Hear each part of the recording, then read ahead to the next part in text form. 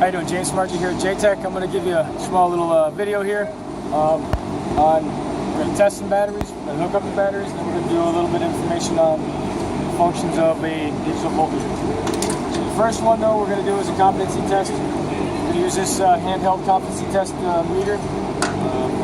Many different manufacturers make these. We're just happening to use this Napa version.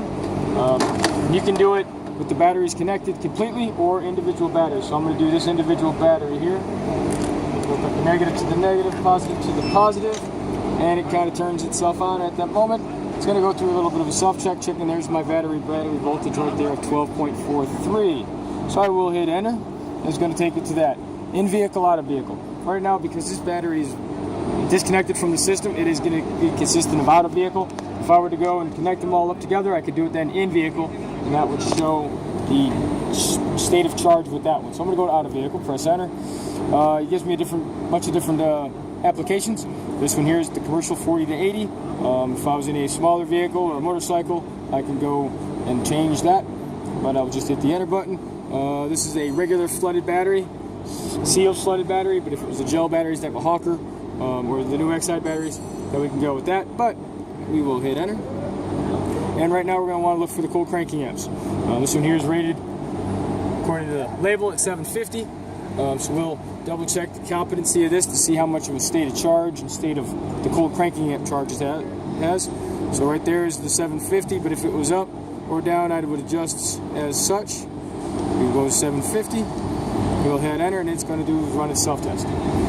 As it runs its self-test, now it's going to ask you for the temperature outside. We're nice spring summer day here in Florida, so it's definitely above 32 degrees. We'll hit the enter, and it's going to go through the final tests, and it will come up with the results. This one here has 12.40 battery with 672 cold cranking amps of the available rating of 750.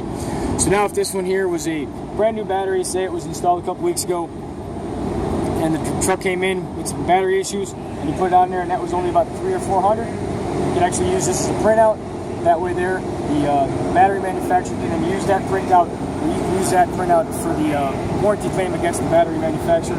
That is majority how the industry is starting to go these days. So you do a printout on it, which should be the print function. We're not going to waste the paper for this one. We're not actually warranting the battery.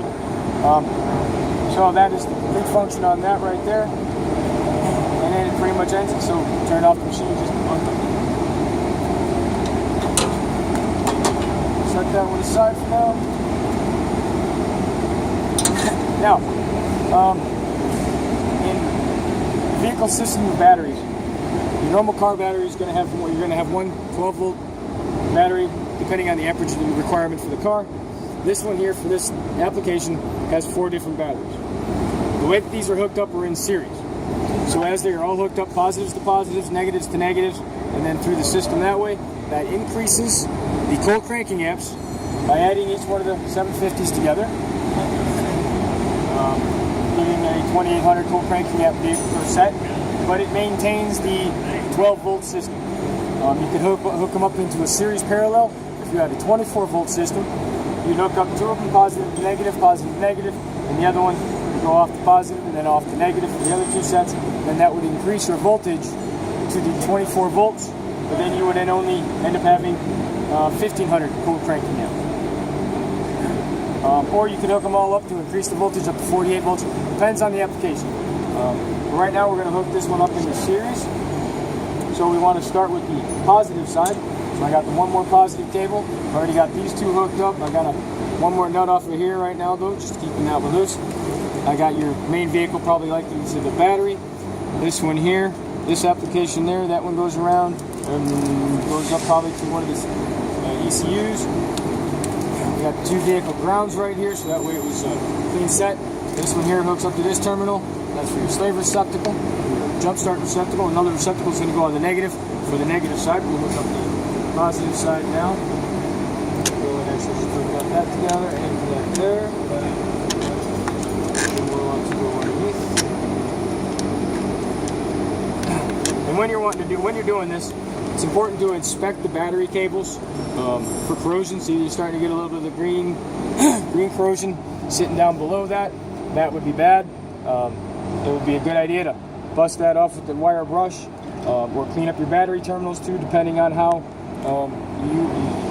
dirty your battery is. These are out in the elements, so they can't get dirty, so you do want to inspect them and clean them on a regular basis.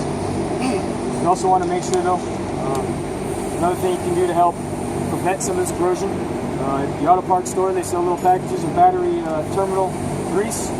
Put some dielectrical grease, if I remember right, is what that is called.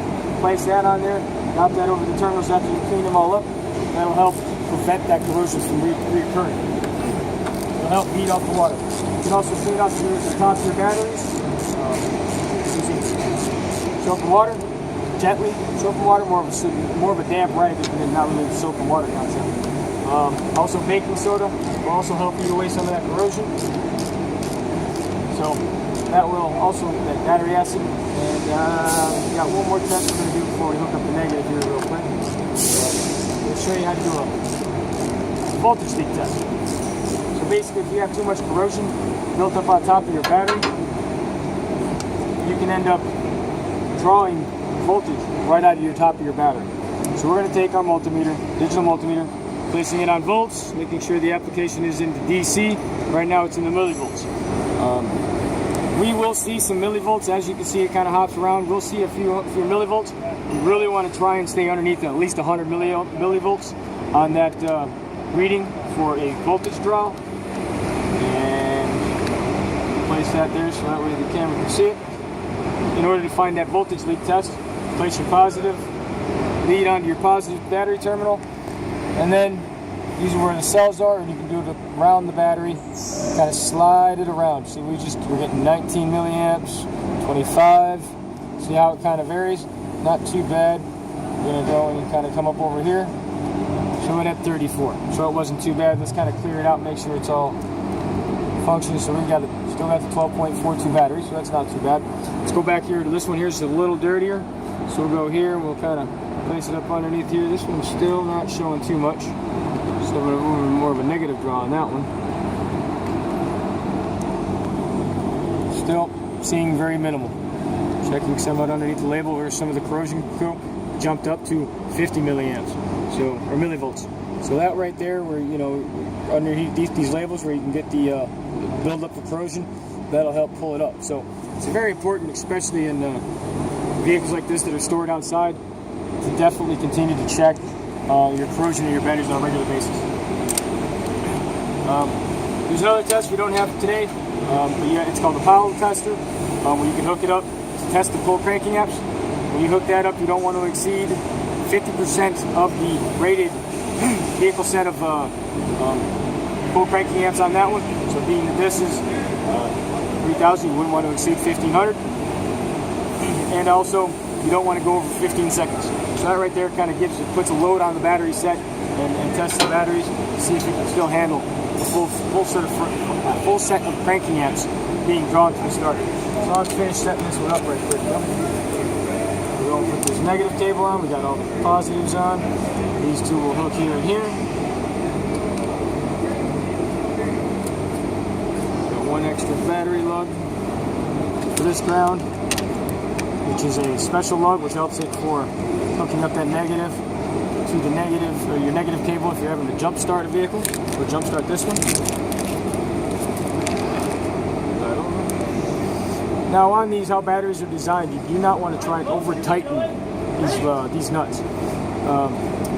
It is a very low torque spec. Off the top of my head, I don't know what a torque spec for it would be, but you just want to make sure they're snug. The battery post, which is connected to the lead acid, to the lead platelets inside the battery, is a very light connection, and being that it is lead, is a very weak metal. So going gently on this, you don't want to break it off. If you break it off, you're going to start having battery loss excessively, and you will not get the voltage out of your battery, or out of that battery. And you can easily, just by a fracture of that, lose 3 or 4 volts off the initial break. So be careful on that, so you don't want to break into your post on your batteries. Now, we're going to go into one of your big tools in your toolbox for as a diesel mechanic is going to be your digital voltmeter. Now, a digital voltmeter covers lots of things that are voltage. Again, a number of different manufacturers make them. Napa makes their own. Fluke makes a very good one. And then they all come in different styles depending on some of the added or available testing that you want to do. But 99.9% of them, a digital voltmeter is going to test voltage. This one here tests voltages. You just take it over to the V, and it comes up in that way. Some of them have different switches for different volts, whether it's AC or DC. This one here has a switch right up here, so right now it's in DC automatically. Switch it over to AC, and you can tell on that that little side there. You can also adjust some of the range, meaning the decimal points. We'll go back to DC. Right now you can see it's in the millivolt range, where you see the MV over there.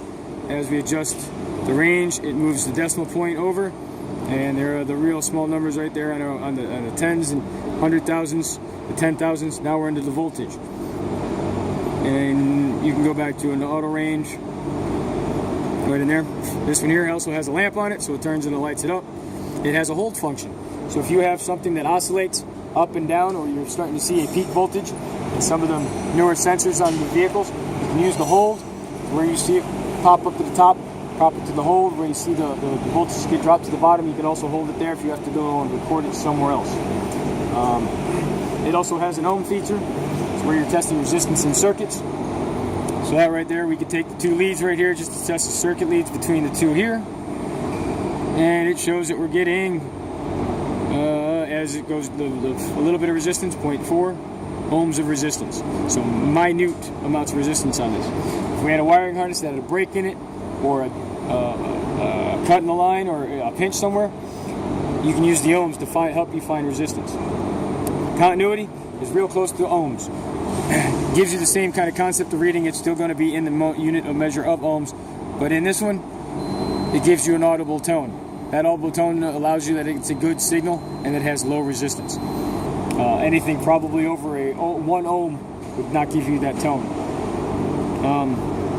This one here, again, if you have different available features, if you're wanting to test the milliamps, we go over here to the millivolt over here. So if you're trying to find out what your voltage drop or the voltage or the milliamp draw is from some of the circuits these days, you bring it down to the milliamp or the 20 milliamp set here.